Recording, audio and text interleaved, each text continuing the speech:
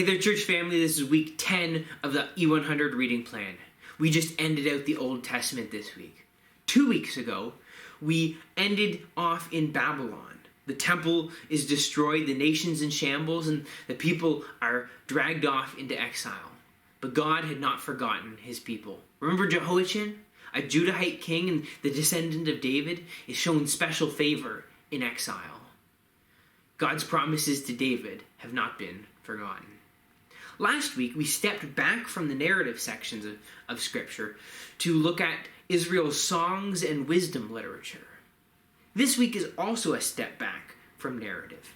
While there are some narrative sections scattered throughout the prophetic books, the prophets are generally a step back, providing us insight on the heart of God in the midst of the ongoing story.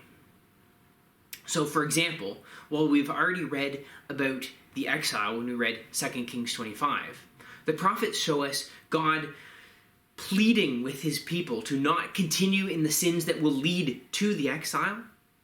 Then we see prophets giving instructions on how to act during the exile, their proclamation of a hope for an end to the exile, and their instructions for the people after having returned from exile. And we saw this whole time span this week's reading. Isaiah, we read from him, Isaiah lived before the exile and warned of its coming. Jeremiah was actually among those who were in Jerusalem during the siege. Daniel was dragged off to serve in Babylon. And Malachi prophesies to the people who have returned from exile. In general, there are a few key themes that the prophetic books emphasize that if we remember them, it may help us wade through some of the confusion that we might have when reading the prophetic books. 3 things I want you to remember: Sinai, the day of the Lord, and David. Now, these won't cover everything in the books, but they're important key themes, and I'll explain each of them. First, Sinai. Do you remember way back in week 5? God had rescued his people from Egypt. He brought them to Mount Sinai, and there he gave them his law, with blessings for obedience and curses for rebellion. One of the major roles of the prophets is looking back at that covenant and saying to the people, you broke your vows. You have sinned against the covenant.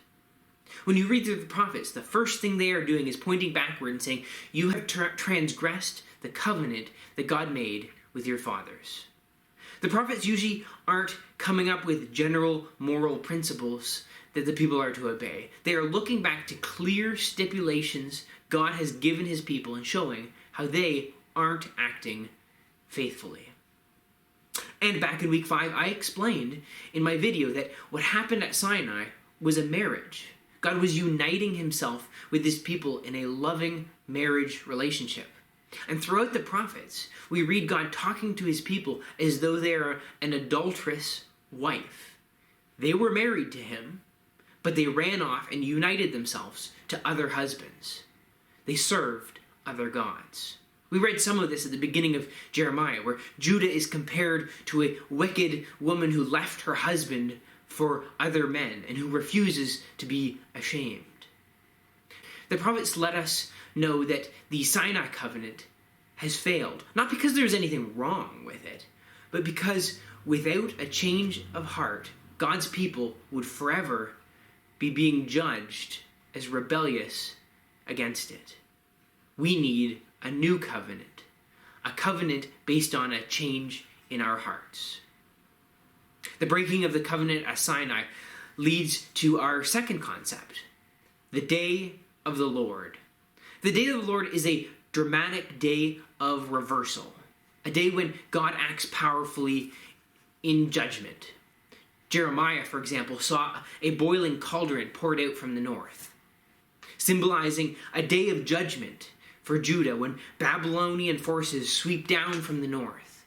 This is the day of the Lord, a day when God brings judgment against evil. In Isaiah, we read about Jerusalem's destruction as them drinking the cup of God's wrath.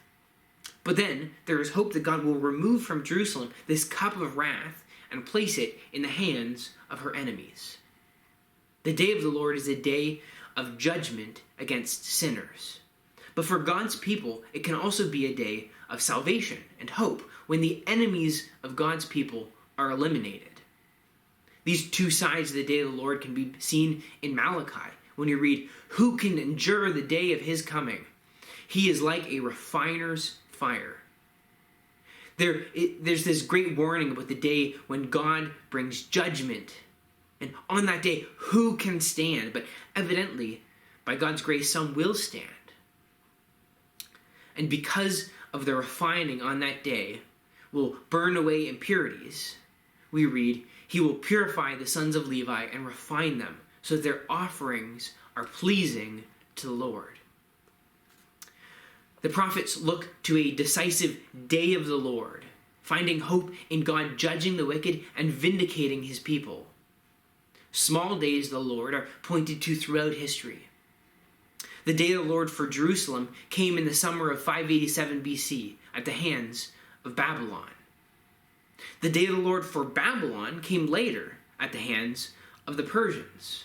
But ultimately, these point forward to the two great days of the Lord. The first, when the wrath of God was poured out on one man dying on a hill in Jerusalem. And then to the day when he will return to judge the nations. Which leads us to the third thing we want to remember. Covenant at Sinai, the day of the Lord, and David.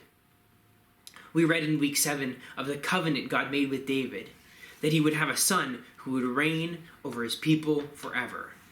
Whether it's Isaiah, who sees exile looming on the horizon, Jeremiah and Daniel living in the midst of it, or the prophet like Malachi, who had returned to the land but still lived in exile-like conditions. The question that exile raises is, what hope do we have for a king? What's going to happen to the king when the people are dragged off into exile? Many of the prophets live in a day when there was no king on the throne. And the question was, has God forgotten his promise to David? This theme runs throughout the prophets. Ezekiel speaks of a new David. Daniel speaks of a son of man who will rule the world forever. And Amos talks about the rebuilding of the fallen house of David. The list goes on. The example we read this week was from Isaiah 53, where we read about a servant.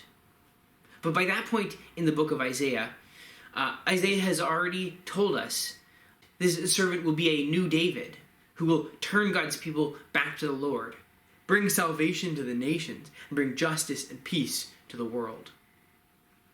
Isaiah 53 tells us that this servant king will die for his people. The people who have turned astray, who have rebelled against the Sinai covenant, are covered because the Lord has laid on him the iniquity of us all. This king who will rule the nations will first sprinkle them with his blood, cleansing them from their sin and winning them to himself. It is by this that he will bring justice and peace to the world. So, as we end out the Old Testament, and next week we begin the New Testament, we see how these three themes in the prophets, Sinai, the day of the Lord, and David, find their fulfillment in Jesus. Jesus is the one who fulfills the law on our behalf. The one who ushers in the new covenant where we follow the law from our hearts. The day of the Lord points to the wrath of God laid out on Jesus. And the final day when all nations will be judged.